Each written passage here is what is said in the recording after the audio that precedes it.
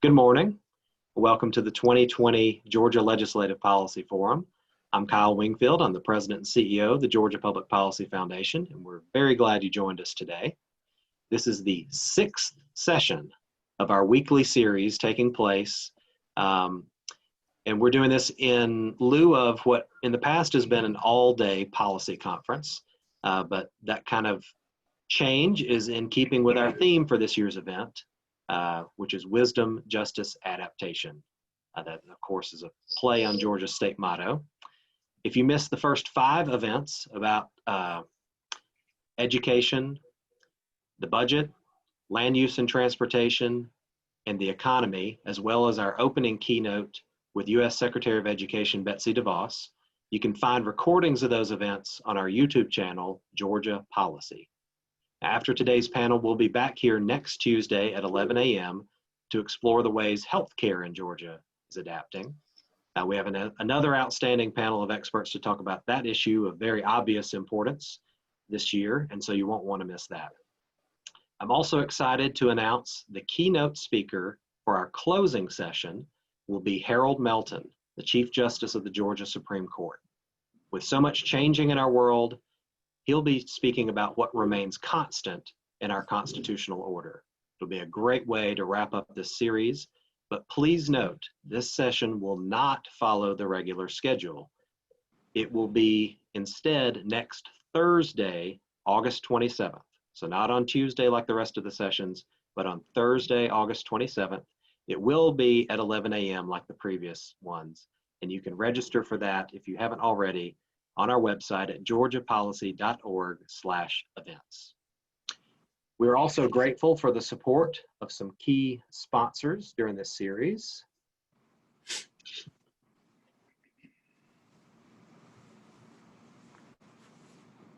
Oh, if I can get this to share, here we go.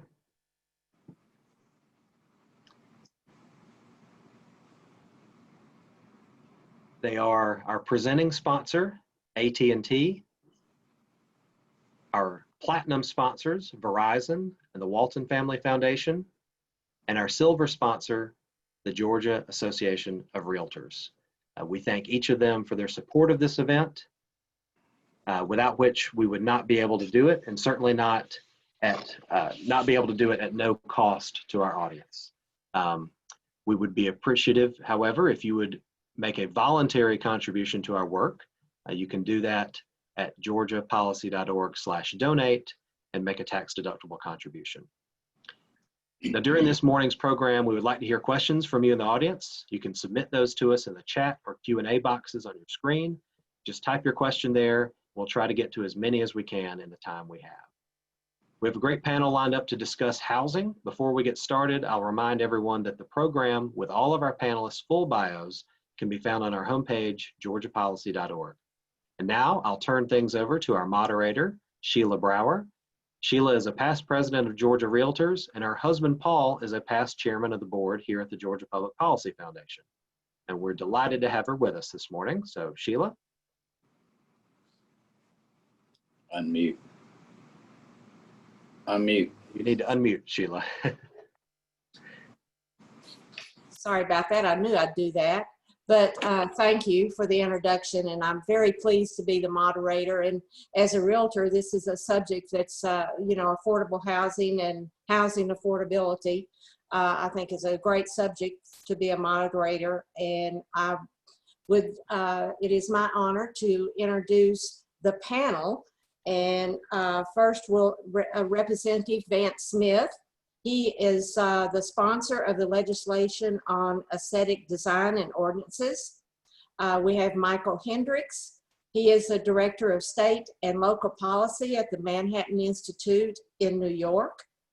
Emily Hamilton, she is a research fellow and directors of the Urbanity project at Mercatus Center at Georgia Mason University. And we have Eric Hoplin. He is head of the external relations for Wells Fargo and Company. And each panelist will be given about 5 to 7 minutes to have their opening comments, and then we will have an open discussion on the comments that they make. So if you would, proceed. Okay, thank you. Good morning. I'm Vance Smith. I'm a state rep. I live down in central Georgia, Harris County, home of Callaway Gardens. I'm born and raised there and have the opportunity to represent most of my county, part of Troup County and part of Muskogee. So I'm on the western side of the state. Served in the House, started in '93, served 17 years, was out 10, ran a couple of years ago. I'm back in the House, and it has been very interesting. I will say that a couple of years ago, there was some conversation discussing housing, some of the restrictions that has been put on the home builders when they build homes and the homeowner when they're trying to build their own home.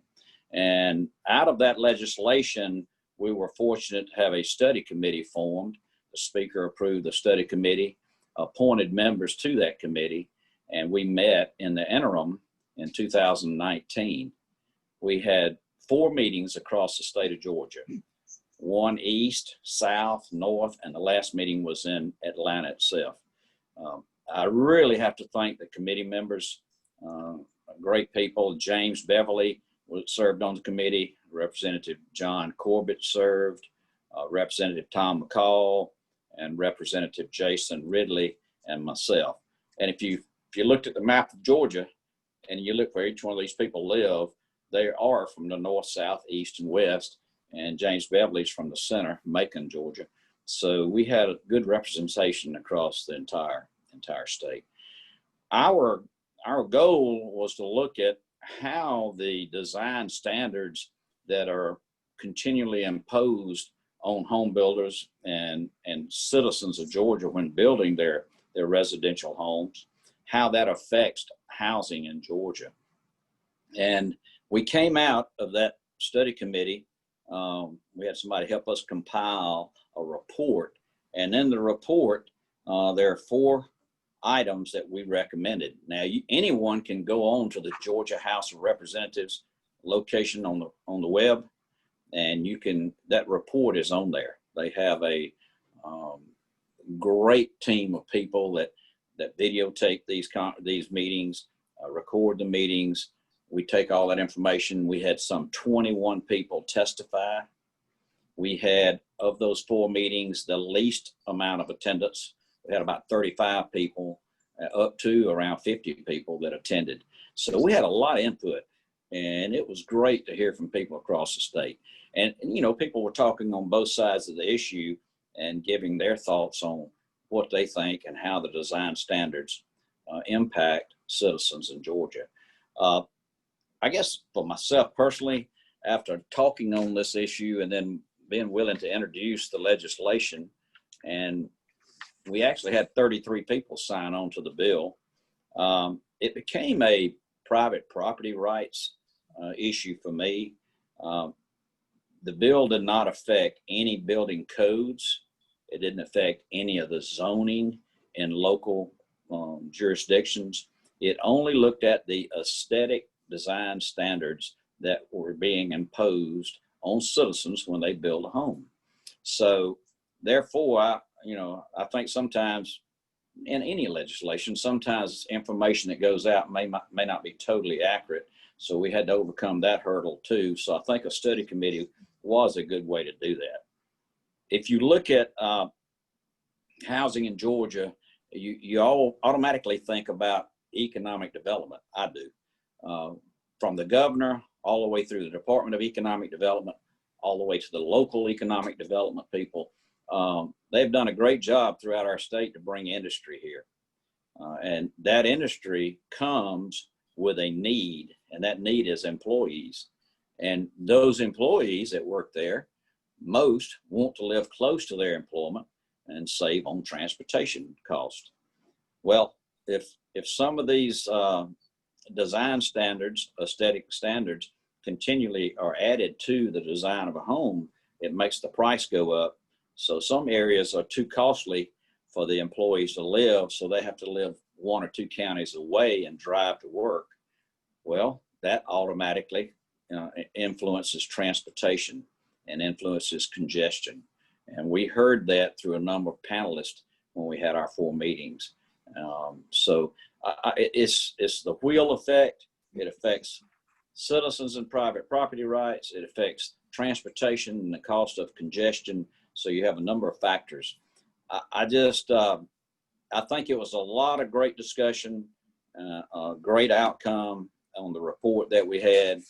And if you notice at the bottom, when you do Google this and pull up your report, the 4 recommendations are: 1, remove unnecessary aesthetic restrictions; 2, encourage local governments to loosen some zoning restrictions; number 3, allow for innovation with building material technology; and the last, number 4, expand low income housing tax credit to include single family homes. So those are some pretty big issues that, if looked at and studied and applied to a lot of areas in our state, it could be a big asset for the citizens of Georgia.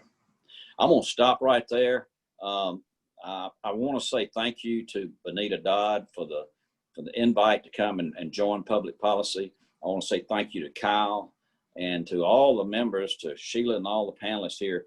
It's an honor to be involved with this issue and to discuss this issue. And this debate will continue on, but I certainly appreciate this opportunity to be a part of the panel, and look forward to hearing the other panelists also. Thank you very much. Thanks, Vance. And before we go on, I would like to also add that if you have any questions, please submit them in the chat box. I failed to mention that, and we will discuss the questions at the end of the talks. So go ahead, Michael. Well, hi, I'm Michael. I'm from the Manhattan Institute here in New York City, and I just say at the outset, not only am I grateful to be part of this, but I can't recommend Representative Smith's work enough. Please check out their report. It's really good work. They put a lot of effort into it, and I found it incredibly enlightening. You know, I'm someone who, you know, even though I'm calling into this from New York City, my story goes back multiple generations in the South, and really most of all from Georgia and the Atlanta area. It's where my dad grew up. He went to Georgia Tech, his dad before that, and his dad before that. And, you know, especially when I think about my grandfather, when it comes to housing, one thing that stuck out to me was when he came back from the Korean War, basically with no money, could easily afford a house in Atlanta. And later, after kids graduated, my dad and his sister, they bought in Sandy Springs right off of Roswell Road on a middle-class salary. And, you know, for him, affording a house meant a good job, easy commute, sending kids to college, saving, enjoying for retirement. But what my grandfather did then, I really believe is much harder today. And it's not just, it's a national story, but it's not just a national story. It's a local one. You know, by some accounts, it can take 14 years to save up for a 20% down payment for a median house and a median salary, saving 5% a year.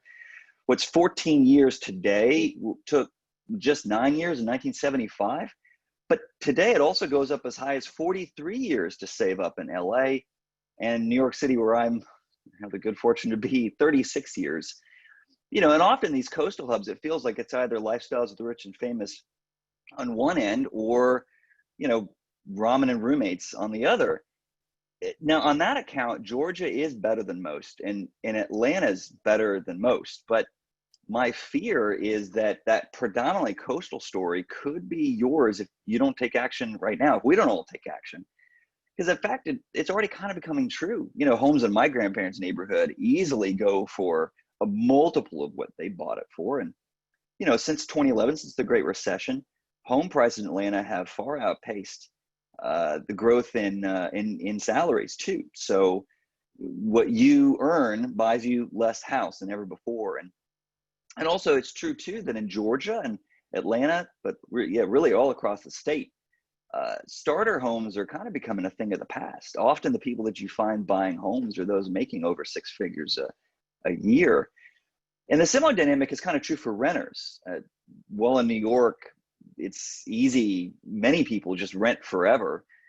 For others, you kind of rent before you buy. That's often the choice that you're making. But even that living choice is getting very expensive unless you want to commute from farther and farther away, which costs a lot of money. Atlanta is among the hottest housing markets, especially in the rest of America, and also one of the most traffic choked. So I want to argue today that high housing costs are a choice, and they're driven in great part by choices made by governments, especially local governments, to regulate and restrict their housing. And then I want to argue that freer housing markets are not only the right thing to do, but it's the best way to get housing for your families and for our workforce. And it's the best way to help those struggling in Georgia to give them a range of housing types, affordable to people from all backgrounds and all salaries. It's also the best response to folks like AOC and Bernie arguing for protecting housing and handing over the keys of affordability and even property itself to government. I really believe that as Americans, we must allow more housing supply where there's more housing demand. Otherwise, prices are just going to go up and up and up. It's Econ 101. And Georgia, I really think, should lead the way. So in just the remaining moments I have, I want to clarify a few things before we kick off discussion. First of all, what do we mean when we say housing that is affordable?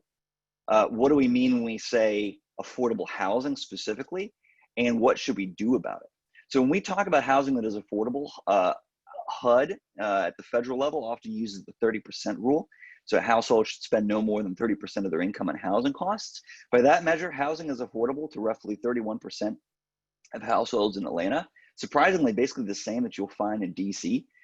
And Georgia as a state is in the top 10 for severe housing burdens. That's when households spend 50% or more of their incomes on housing.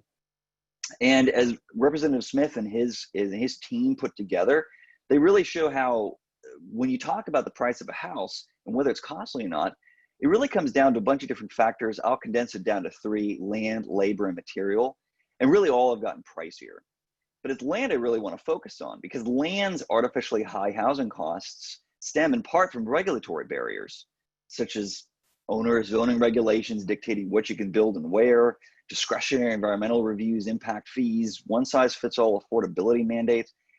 And all of that adds up to scarcer homes at higher prices. Just to give you one example, Buckhead, just north of downtown, requires more parking spots than people in new developments, which all adds up to a lot of pricey pavement. Representative Smith found a lot of the same kind of add-ons with electric vehicle charging stations for apartment blocks. And you add in things like design requirements dictating what kind of siding you can use and where you can put windows, and all of that also affects the house price, but also materials and labor.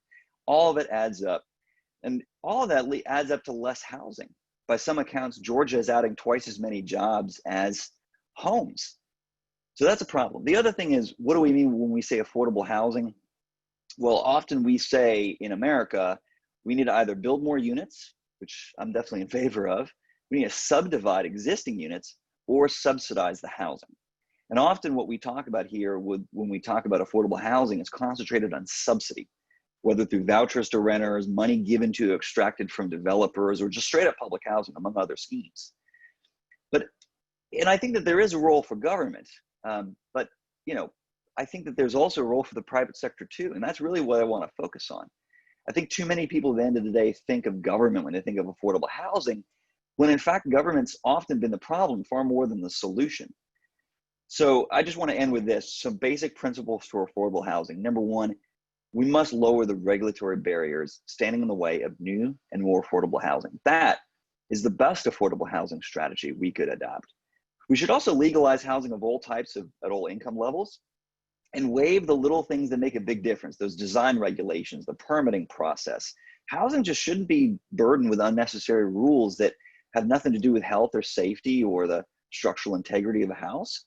And then lastly, naturally affordable housing should be part of the solution too. These include smaller or shared housing, backyard or garage apartments, manufactured homes, even roommates sharing the living space. Cobb County prevents, last I checked, more than 2 unrelated persons from living together. And that holds back Georgia startups like PadSplit that are finding ways to create affordable, naturally affordable housing, profitable housing without subsidy by turning spare bedrooms in single-family homes into rental units. And I really think that while locals should lead, you should lead. Cities and towns in Georgia should also know that when they deny people their property rights, stymie economic development, harm our children's ability to buy a home one day, or just plain and simple go on a regulatory spree, the state also has a right to say something about it. Some of my friends here in this panel will have a lot more to say on those specifics, but I think we can all agree on this. Americans thrive when they have safe, affordable, and healthy neighborhoods that they're proud to call home. And we can build these communities when we remove the regulatory barriers standing in their way. And I really believe Georgia can lead the way.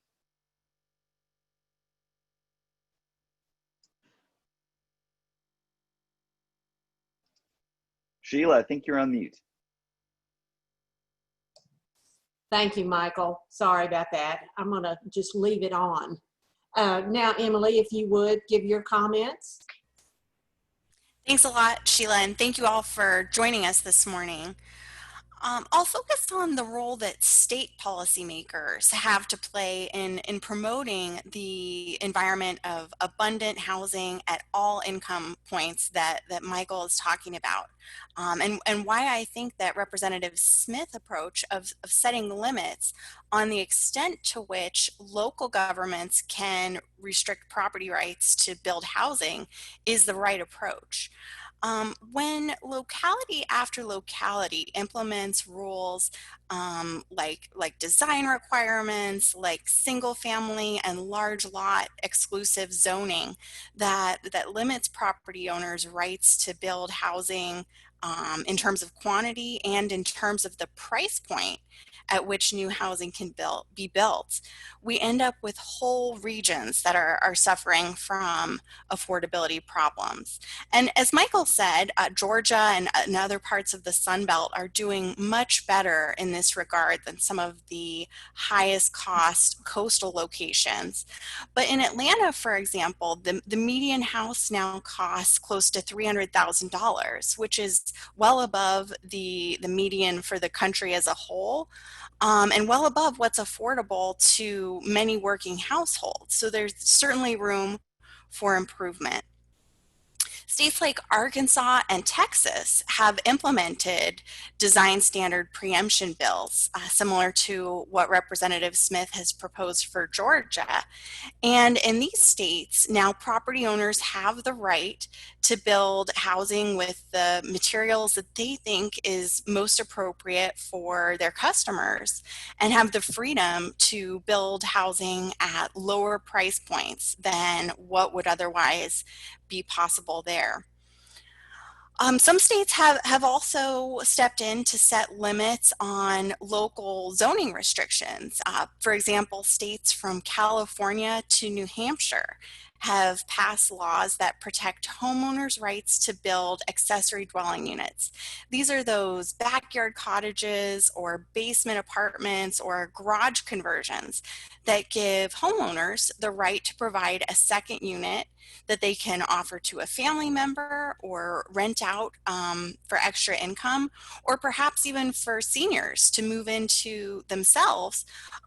These units can be built to meet any accessibility needs and then give that homeowner the opportunity to rent out their primary residence as an important source of retirement income. Oregon is an example of a state that's gone even further. In 2019, the Oregon legislature passed a bill that limits single-family exclusive zoning across the entire state. And this gives property owners the right to build duplexes and in some cases up to fourplexes in locations where only a single-family house would have been permitted previously. And it's really important to recognize that bills like this don't do anything to limit the right of people to build or live in a detached single family house if that's their preference. What it does do is provide more flexibility in a housing market by giving home builders and property owners the opportunity to build more lower cost housing if that's what they think works best for them and for their customers. These bills, whether they're focused on accessory dwelling units or setting limits on single-family exclusive zoning, are focused on creating more opportunities for what's known as missing middle housing. These are housing types that are anything between a detached single-family house and a large apartment building. Midtown Atlanta is one place where we can see lots of lovely examples of this missing middle housing that was built before localities implemented zoning and other land use restrictions.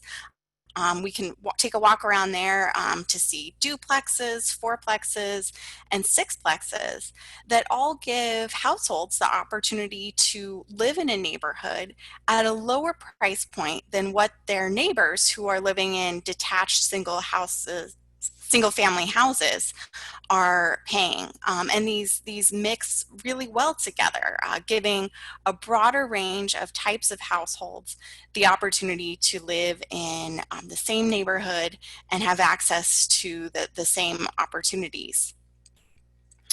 Other states have taken the approach of trying to regulate in affordable housing. So to the question we're discussing today, missing middle housing and in general, more flexible housing markets promote broad-based housing affordability for households at all income points.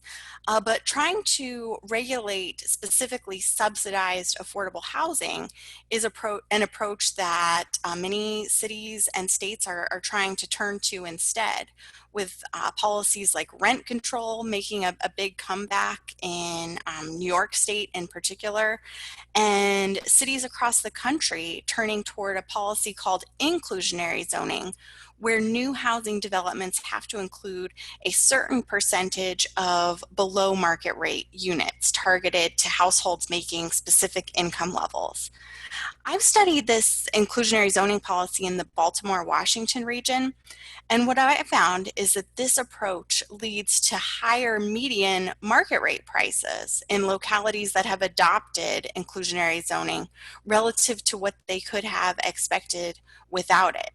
In essence, these policies, whether it's rent control or requirements for new housing developments to include below market rate units, are a tax on housing construction that results in less of it than what we would see otherwise. So broad-based affordability that provides opportunities for as many households as would like to live in their preferred region and locality of choice are an approach that can work and is demonstrated to work in the cities and states that have embraced it. But these policies that create a small number of subsidized units for households making specific income levels have failed to achieve that broad-based affordability, and in some cases have backfired. I look forward to digging into all these issues further during the Q&A. And thank you again to the Georgia Public Policy Foundation for hosting this discussion. Hey, thank you, Emily. And now, Eric, for your comments. Yes, good morning, everyone. Eric Hoplin again from Wells Fargo. And we're really excited to be here with the Georgia Public Policy Foundation talking about these issues. And, so far we've heard a lot about some of the public policy approaches to dealing with affordable housing, which are so important. But also there's another perspective, and that's the perspective of the role that the private sector can play. At Wells Fargo, supporting the financial health of our customers and our communities, it's our top priority, and affordable housing really is the cornerstone of all of that. As you think about affordable housing, one of the discussions that we had with our friends as we were prepping for this conversation was that some of you, this may be a new issue to you, may be wondering, well, why is affordable housing such an important issue? And so we wanted to share with you that there's a number of reasons why you might care about this issue. For example, 1 out of 3 people spend 30% of their income on housing. And 1 out of 6, as Michael had referenced, spend 50% of their income on housing. And this just has tremendous implications for people and their finances across their financial lives, and has a broader impact on our communities and a broader impact on the country as a whole. And as you think about affordable housing, on average, there are only 37 affordable homes and houses for every 100 families in need. So the crisis is real. And as you think about it, it's not just for people that are on the lower end of the financial spectrum, although of course it impacts them. It impacts all Americans, many Americans in many ways. But starting at the lowest end, how it impacts folks. If you think about the homeless population in America today, you may not know, but 40% of people who are homeless have jobs. I think a lot of Americans assume that they don't have jobs. And I think about a time that I was on my way to my office in Washington, D.C., and I was driving by a park that many tents often are pitched where people who are homeless stay. And a guy got out, he was dressed for work. and right behind him, 3 kids with backpacks came on, ready to go to school.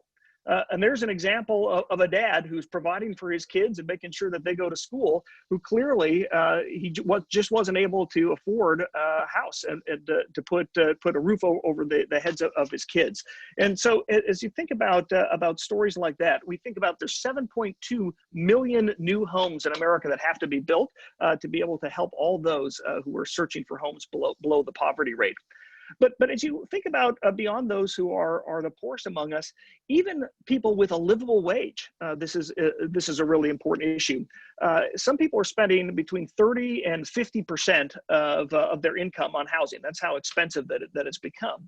And when you're spending 30 to 50% of your income, think about what you're not able to do. And there's so many things you aren't able to do. You're not able to save.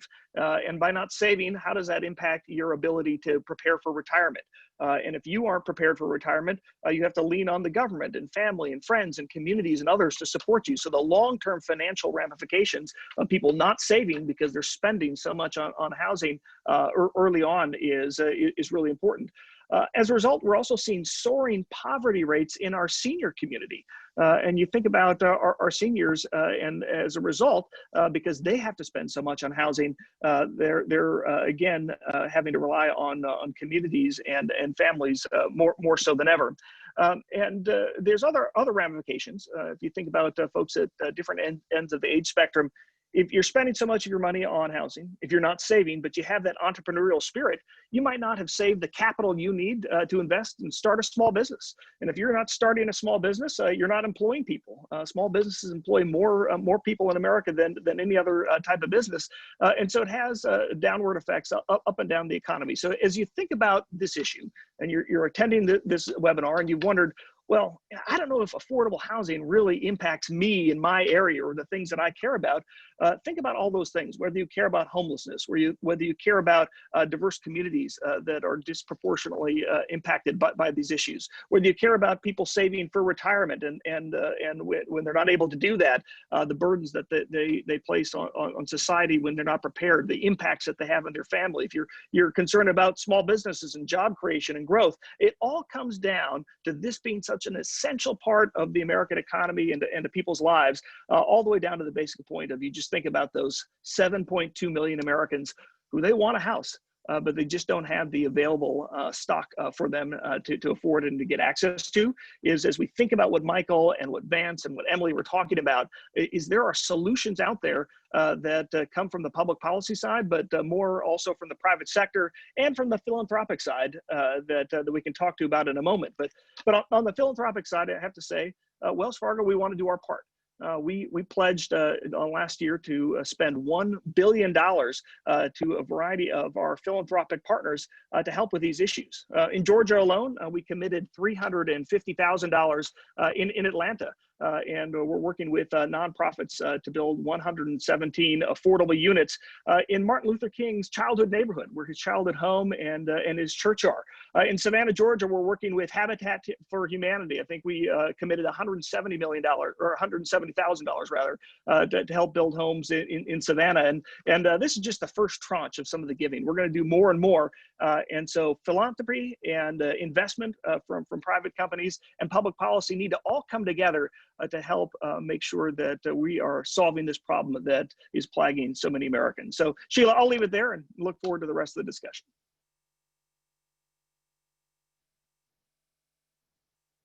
Sheila, I think you're on mute again. There, I was working to do that. Thank you, Eric. And I know that as a realtor, we work on a lot of this too, on the building and the zoning and private property rights. So it's great to hear how hard everybody is working toward affordable housing.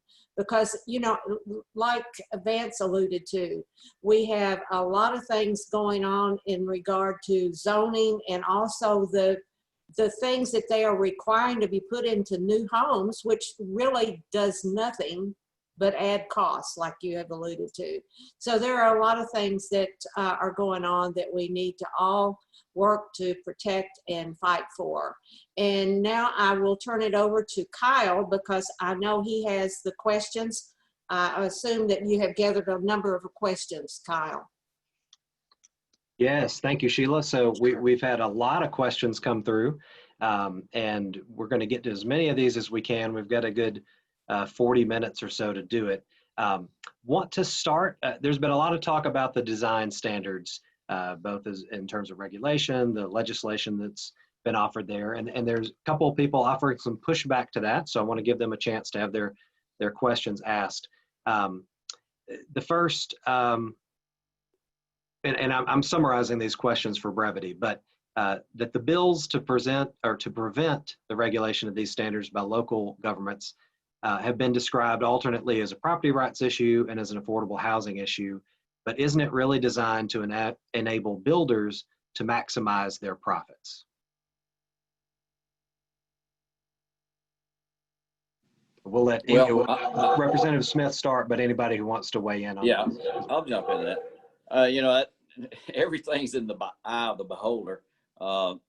People have different opinions about different pieces of legislation. I've learned that over 20 years in the legislature. So, and everybody has a right to their own opinion. I mean, that's the way this democracy works.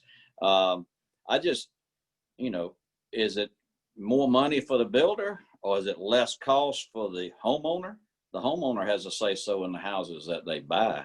I truly believe that if you're abiding by the building ordinances and you're abiding by the zoning ordinances, why would we need to tell people aesthetically what their home should look like, what color it should be, how many windows they need to have in their home, how many angles of the roof that they need to have when they're building their house?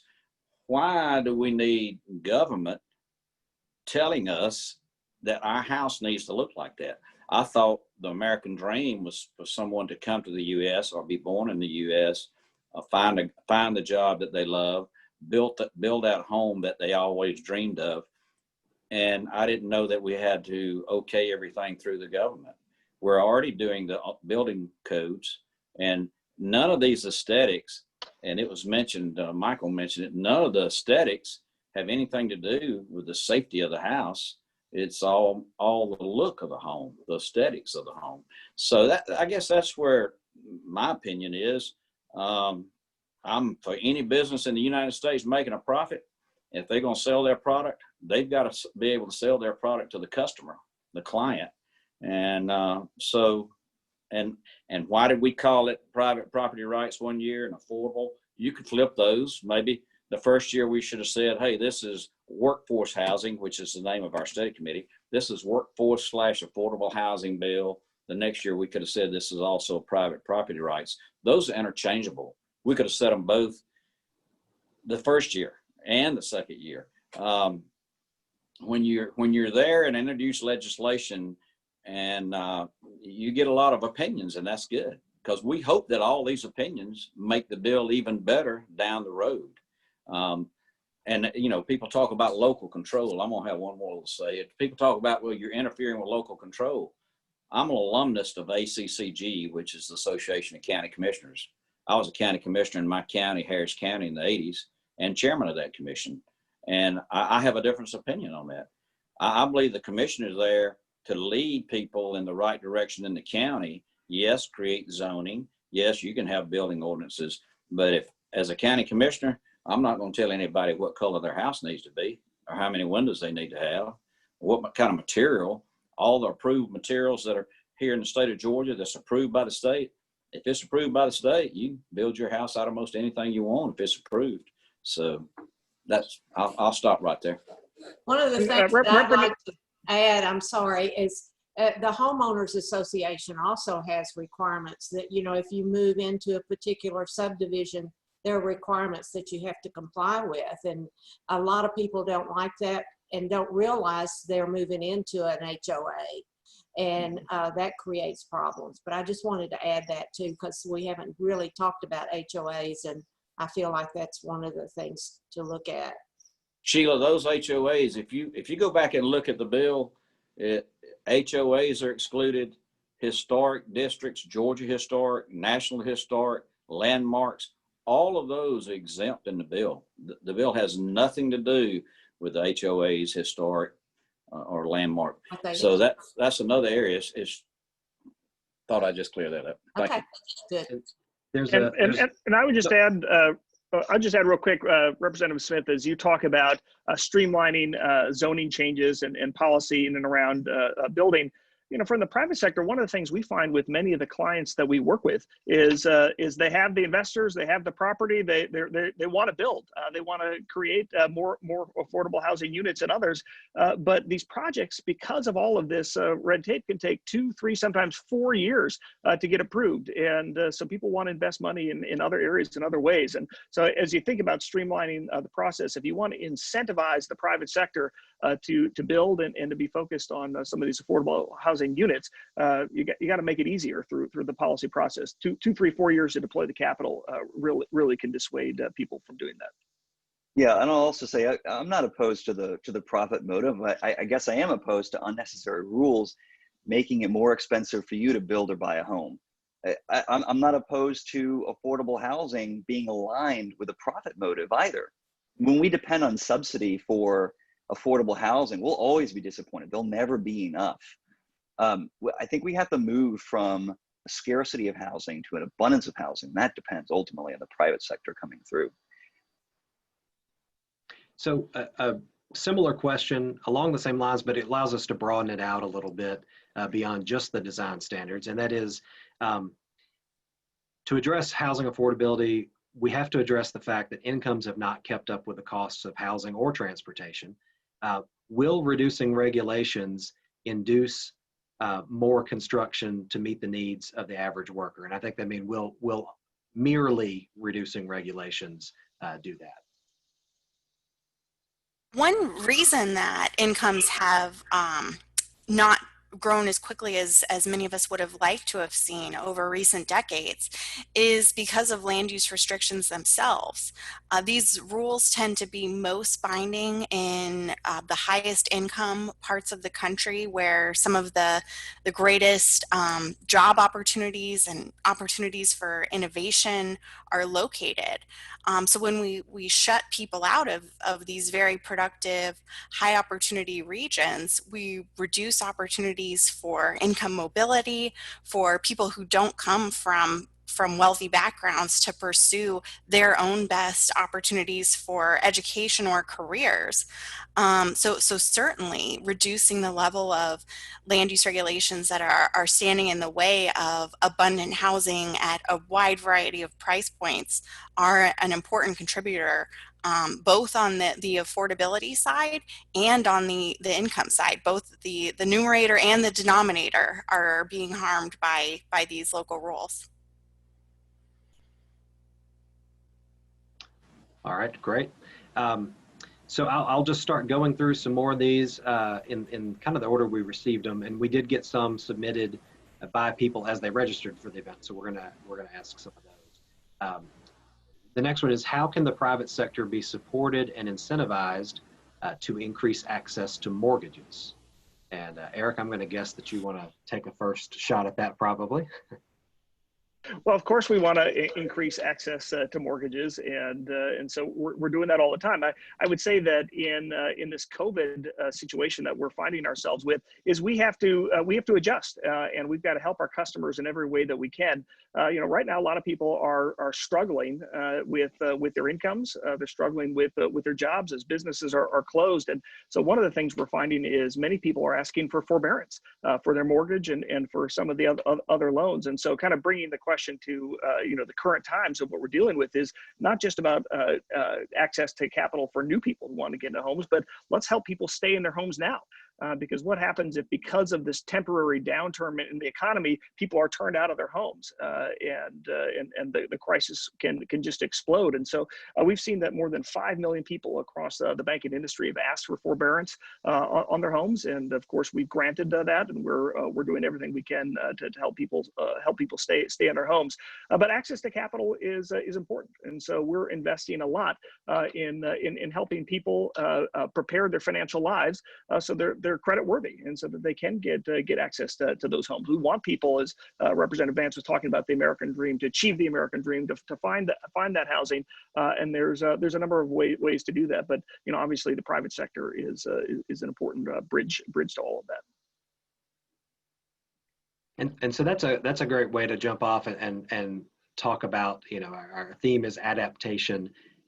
What are some ways that we've seen this problem of housing affordability maybe change since March? You know, what are some new factors that we're looking at? Some things that are different from what we were thinking in this space before the pandemic hit. Michael, I see you nodding your head, so that's going to lead me to call on you first. So, well, I think at the beginning of the pandemic, we worried about the future of cities. I think we still do for the future of our big cities. One thing we've also seen is that the fate of cities depends on locality. So I hear every day, friends of mine here in New York City saying that they want to pack up and move to Atlanta. They want to move to Nashville. They want to move to other cities. So the demand for some cities is not going away. In fact, it's just taking off.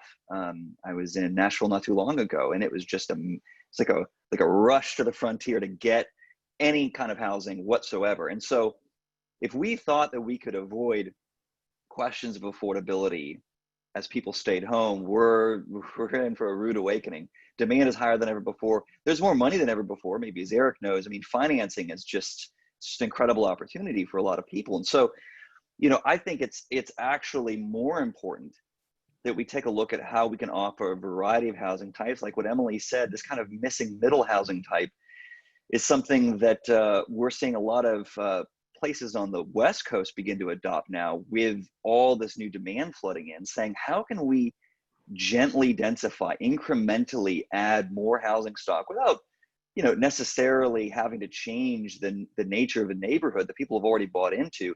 How can we take one house and maybe turn it into two? This is something I'll reference. Nashville is just there. You know, all across Nashville, you're allowed to take single family home and turn it into a duplex. And so neighborhoods still basically stay the same. You're not demolishing whole blocks in one fell swoop. You're saying, how can we, as more people move in, we can add in 1 bedroom, 2 bedroom, 3 bedroom, 4 bedroom in pre-existing neighborhoods. And it's been remarkably successful at ensuring that, well, maybe housing prices do go up, and those who've bought in can certainly benefit from that. We're not having house prices just reach the stratosphere, even as demand is there. And I think that's really important for us to keep in mind. And for some types of housing, it can be even more affordable than it was before. You know, I think that's important for what we see from some of these kind of backyard apartments. Maybe some of this never existed before in a market. Now that we can bring it online, maybe someone whose grandmother wants to move to town can now just live in a backyard apartment all of her own. I think that kind of housing stock is very important here to be part of the mix. And we'll need that now more than ever, considering how this pandemic is affecting people of all ages, but especially those who are older, and as they look for more housing that's safe for them. Anybody else want to jump in on that? Yeah, Kyle, I would just add, you know, the Federal Reserve released a study recently. It said that 40% of people in households that earn less than $40,000 since the pandemic have lost their jobs. And so if we thought affordable housing and that crisis was a big deal before, you know, we haven't seen all of the data yet, but the numbers must be exploding as people at the lower end of the spectrum now without their incomes, as government policies run out, and there's less government support and the like. There's a fiscal cliff that will come where people are going to be faced with some really terrible choices, and so there's things that the private sector can do, and there's things we can do from the public policy perspective. But we have to realize that this was a crisis before, but the crisis, you know, is going to be exponential to what we've seen before because of the pandemic. Eric makes a great point. I'll just jump in too. I want to make sure that people avoid some of the mistakes that we're making here in New York City. You know, by one measure, the actual unemployment rate in New York City is up to 1/3, and even 41% in the Bronx. It's just catastrophic. Great Depression, even greater than the Great Depression levels of unemployment. And so the affordability need is greater than ever before. But under our mayor, Bill de Blasio, he said, you know what, forget about a role for the private sector.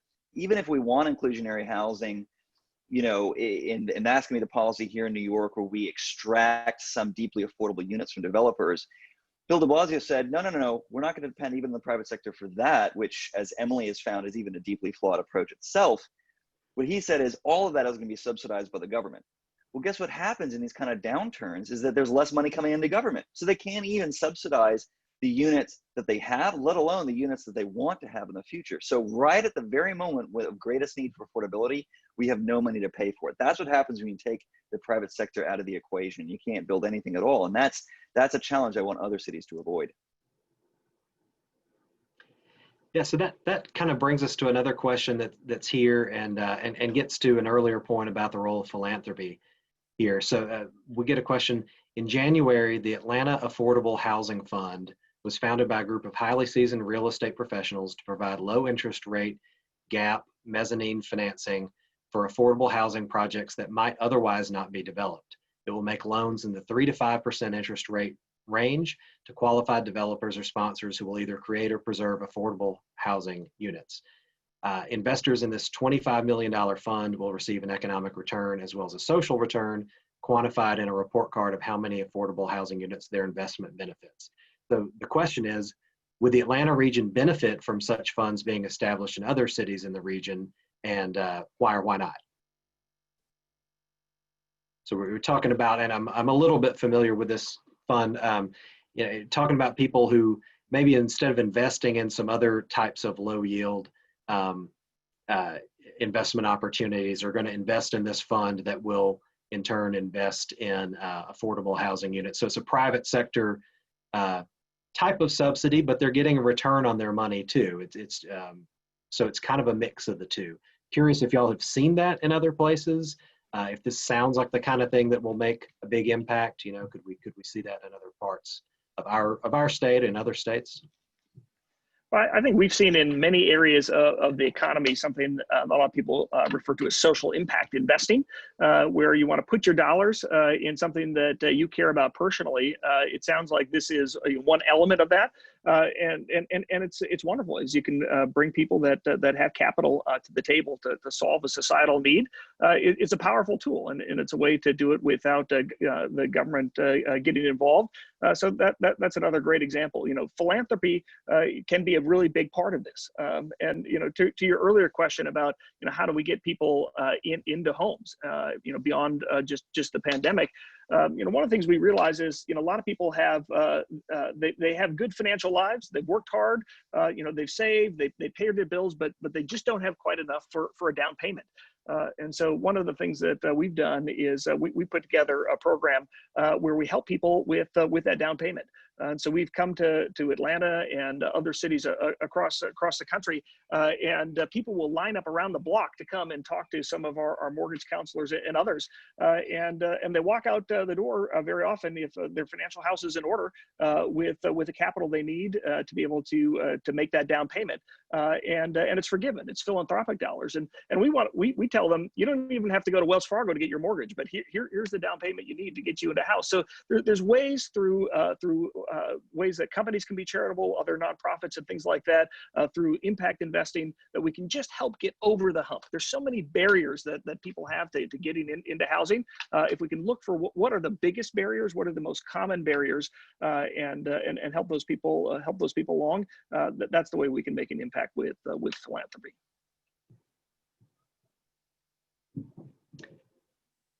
All right, great. Giving somebody else a chance to jump in there if they want. Otherwise, I can move along.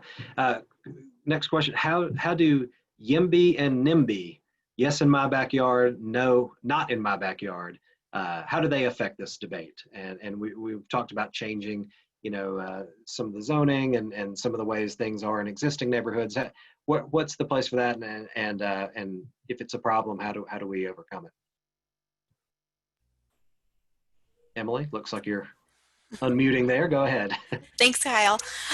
Yeah, I think the sentiment of NIMBYism, or in a maybe less a negative tone, a lowercase c conservative approach to development in neighborhoods across the country has led to some of the affordability challenges and housing supply shortages that so many of our regions are suffering from. The costs of development are generally very localized. No one wants to live next to a construction project, and lots of people have good reasons for wanting to keep their neighborhoods the way they are now. But when this is repeated over and over, we end up with with an entire generation who's faced with starkly reduced opportunities for finding housing in the location where they want to live at a price point that's affordable for them. And I've talked about how I'm optimistic about state policymakers stepping in to protect property rights for home building. But there are so many ways that local governments and individual residents can stand in the way of new housing construction in their own neighborhoods. So ultimately, I think changing hearts and minds toward a more YIMBY sentiment where we recognize the benefits of new housing and housing that's affordable to all types of households in a climate that's more receptive of housing construction. I'll also add that Emily is, I guess, a YIMBY OG.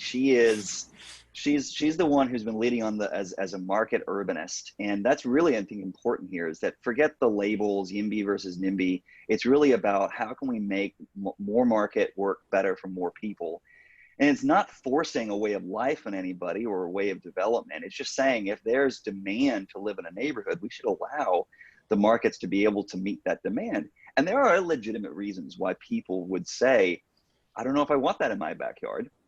And there is a role for local leaders to be able to listen to them. I think it's actually interesting, though, that individual homeowners by themselves, or maybe even for their neighbors, may actually want a little bit more housing. They may actually themselves want to unlock more value in their home. And those same restrictions that prevent other developments in other people's backyards will also prevent them from unlocking value for themselves or on their street. And so just as much as there's a role potentially certainly there's a role for the local government to lead, there may be a role for the state. There may also be a role for planners to allow more flexibility for streets or blocks. To just say, look, if there's demand for a little bit more housing, let's let the markets work better. Let's allow people who are neighbors to be able to make that decision for themselves. That also, too, is a very YIMBY, or I'll just say a very market-oriented approach to housing. That's the thing. We want more markets, not to dictate to anybody. We want more markets, more freedom, more choice, and more rights for people to determine what's going to happen for their own property. Great. We'll keep going here. We've got 10 more minutes for this. One question, very local question here to Atlanta. The Atlanta Beltline has been a huge success in creating new recreational space and development, but it is then blamed for the affordability problem in town. Is that a fair criticism? I'll jump in on this one. I think that it's easy to look at successful development projects like the Beltline in isolation.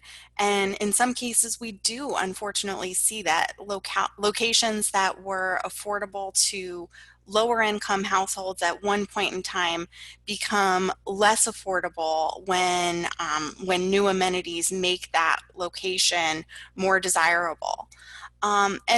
This problem can come not from new amenities themselves being a harm to a neighborhood. We want every neighborhood to see the outdoor recreation benefits of projects like the Beltline.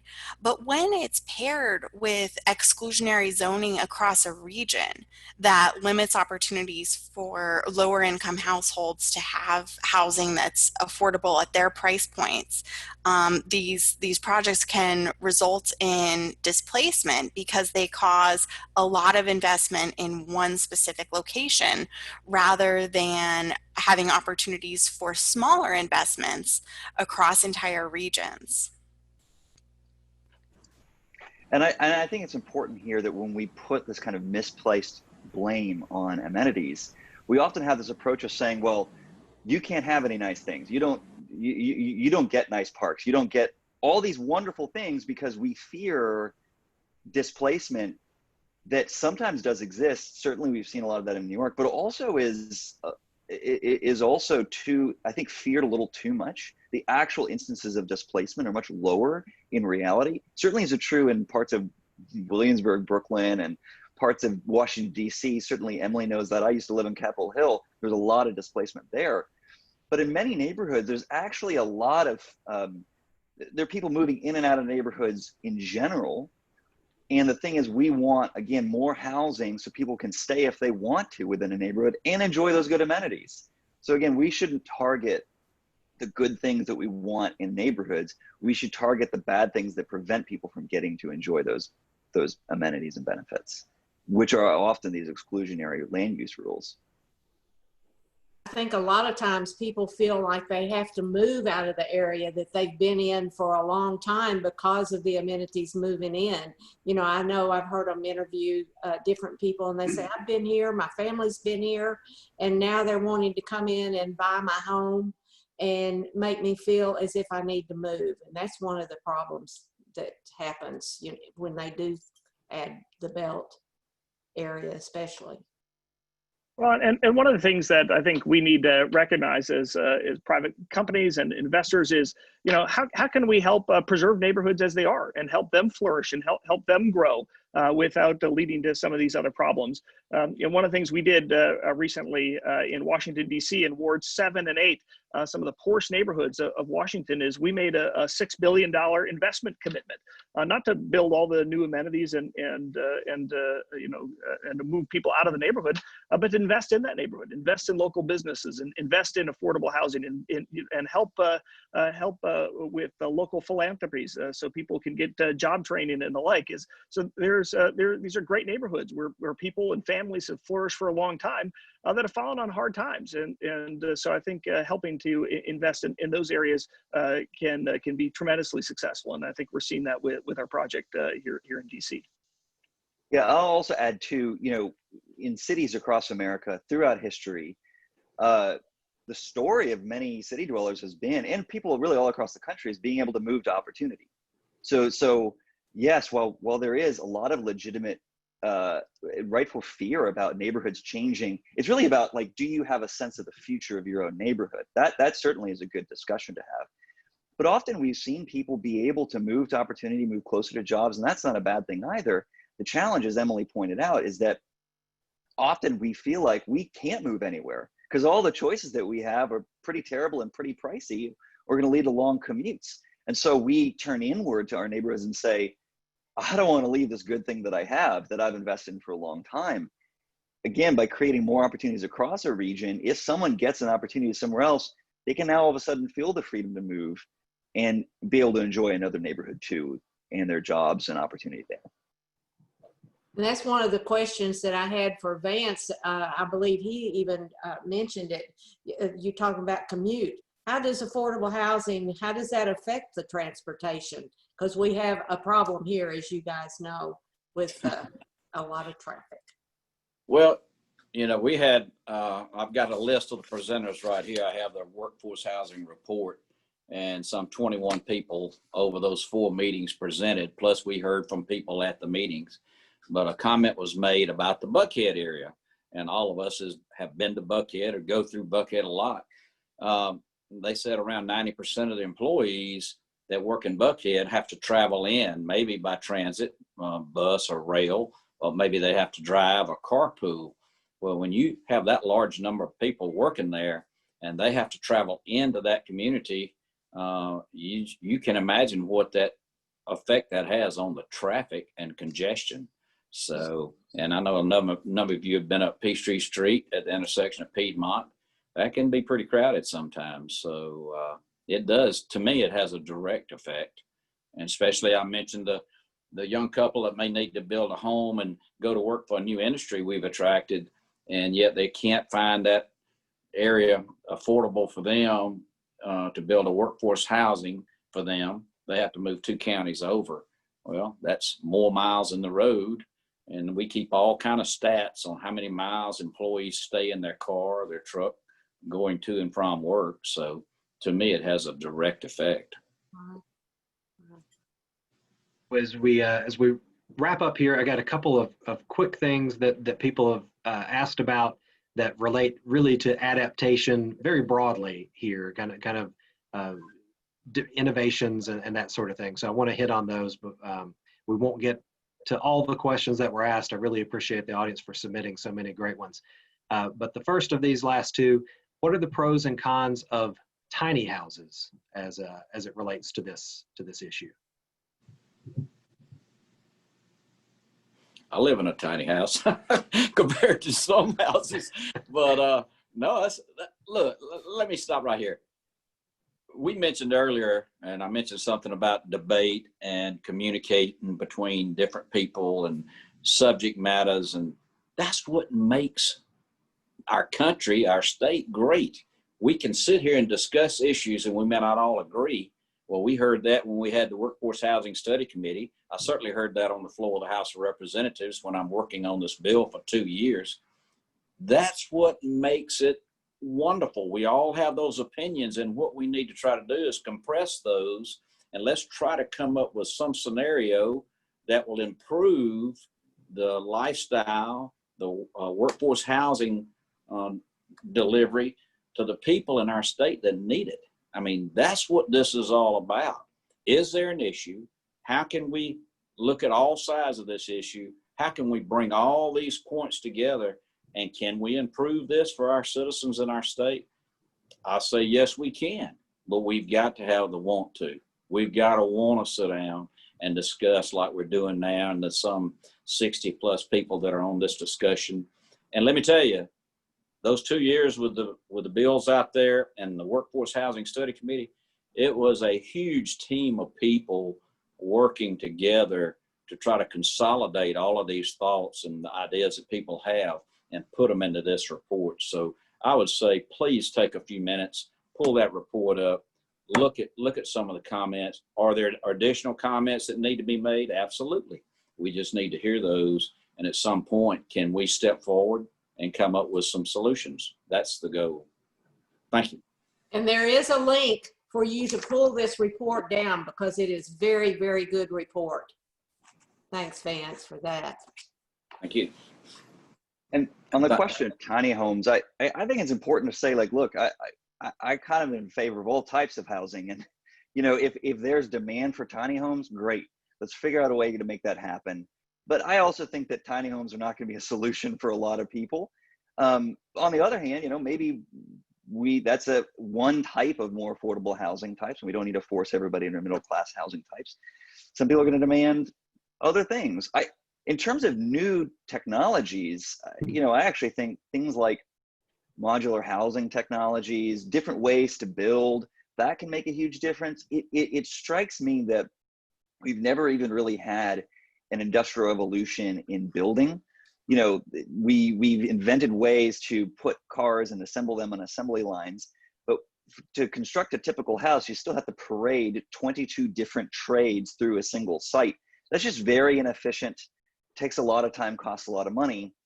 Modular housing is at least one option. It's not it's not a silver bullet. There aren't silver bullets here, but it's one type of new housing technology that could make a difference in some localities. And there's also a role for regulators to make it easier when you have 93,000 different building codes across this country. Mass-produced factory-built housing all of a sudden becomes very difficult to produce when you have to comply with each one of those different codes that maybe are going to differ in tiny little ways. And then you have permitting at the local level that's going to vary, again, too, from jurisdiction to jurisdiction, when maybe a single factory could be permitted across an entire state. Those are the kind of technologies that we can allow if we only get out of the way. We need more of those kind of technologies, not less. The second question relates to that.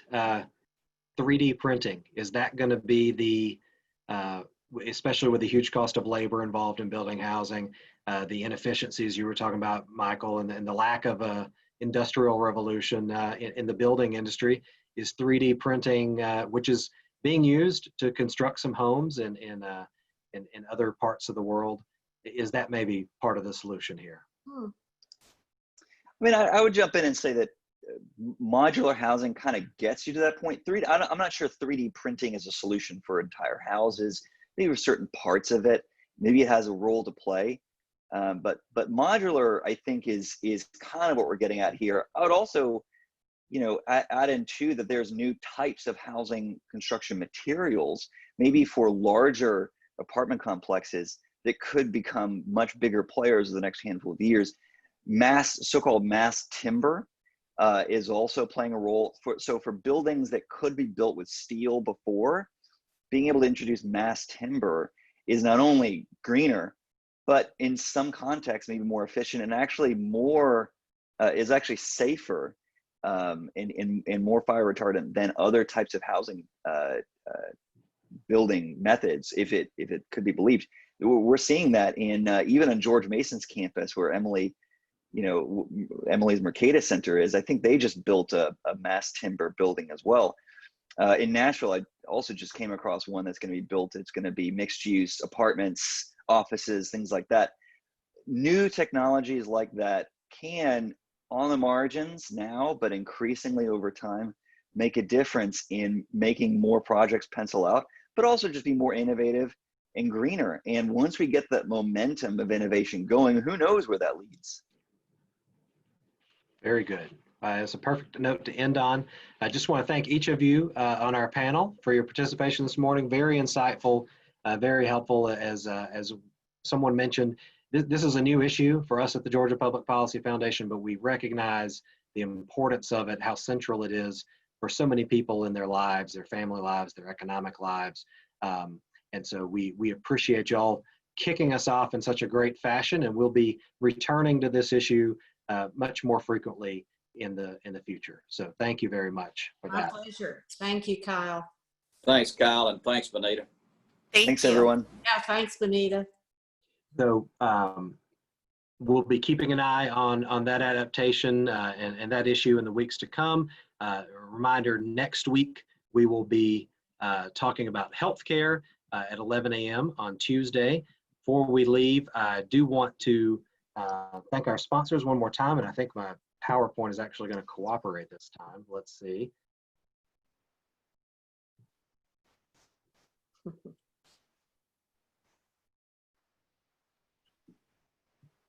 Maybe, maybe not. We'll find out. Okay, well, anyway, our presenting sponsor, it was AT&T. Our platinum sponsors are Verizon and the Walton Family Foundation, and our silver sponsor is the Georgia Association of Realtors. So we do thank them for their support of this program. Again, next Tuesday, we will have the next subject matter panel on healthcare, followed 2 days later on Thursday with our closing keynote with Chief Justice Harold Melton of the Georgia Supreme Court. Until then, thanks to everyone for participating, and we are adjourned for the day. Thank you. Thank you.